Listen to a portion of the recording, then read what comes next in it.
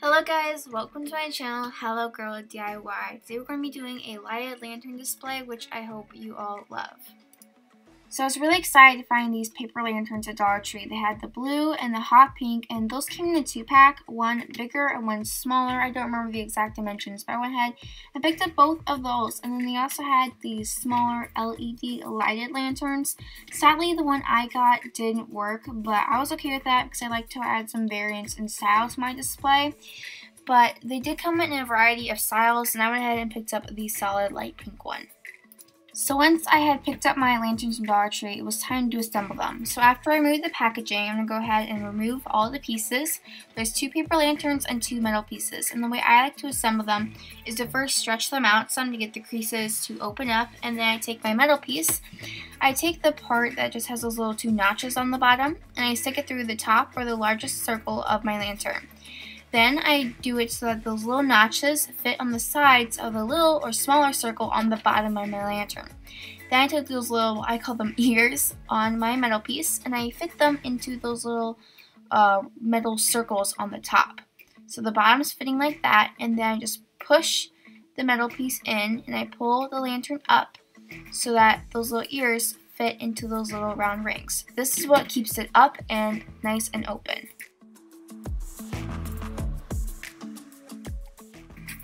Next, I'll be using some of these battery-operated fairy lights from Walmart. I think these are about $3.88 a piece. And these are great because they do have a timer. I do suggest those, and you'll see why later on. So I'm going to go ahead, I'm going to remove the cover on the battery pack, slip in the batteries. These require 3 AA's. And then I'm going to unwind my fairy lights, and then I will turn them on and feed them into my lantern.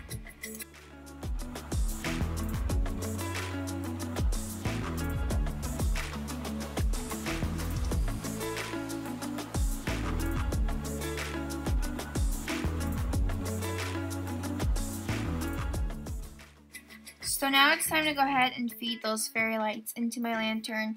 I will just drop the battery pack into the bottom, and then I just start pushing the fairy lights in there. There's no rhyme or reason to this. You just want to stick them in there and have them so they're kind of like just sitting in there. And then I take the end of my fairy lights, and I like to twist it around the top metal piece a couple of times just to hold them secure.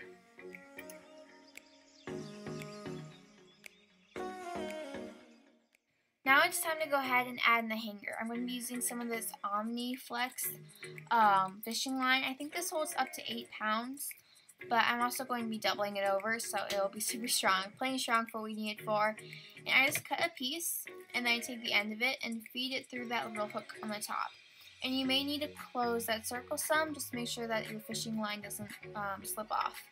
Then I'll tie a knot at the top, and then that is what I will hang onto my hook.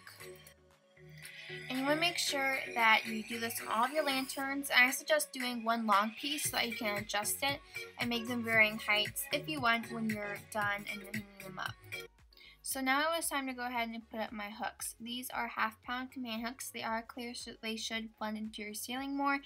And I started just playing around with where I wanted them, hanging different lanterns in different spots until I was happy with their placement. I do want to suggest you do different heights just to give them more of a random look. Alright, so this is how they look. I'm finally happy with their placement.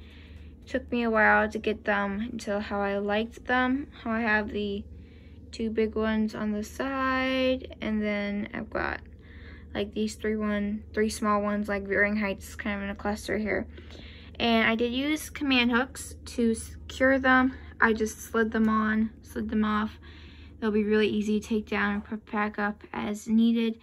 And you do want to make sure, you first want to get an idea of how you hunt them, a basic idea, and then get hooks that can be easily removed or taken off without doing harm.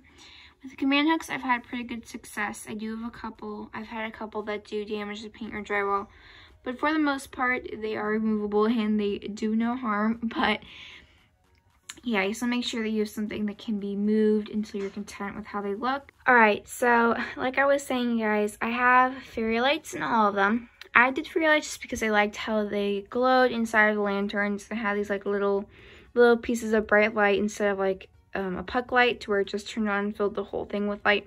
You could get puck lights because, you know, the ones like the little remote. But I got fairy lights from Walmart that actually had a timer, and I put the ones with timers in here so that they will be off during the daytime, and then as it gets closer to evening and as it gets darker, they will turn on for a period, I think, of 6 hours, and then they'll go off before I go to bed. So that's really nice. And then I didn't have fairy lights with timers for these two, but I was okay with that because they're really easy. You just slide off the hook, stick your hand in, there's a nice big hole at the top, and flip the switch. But it would be easier if they were all on timers so that they would all turn on and then all turn off for you. But I was okay with just the 3 that I couldn't get to having timers. So this is how they look. I'm really happy with them, and they look so pretty at night, and they also look really cute during the day. And this is what they look like when they are all done. I think they look really cute during the day, but I especially like them at night when they all light up.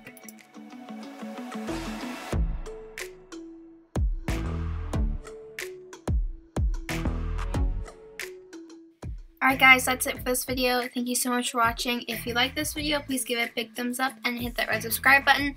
And I'll see you in the next one. Bye!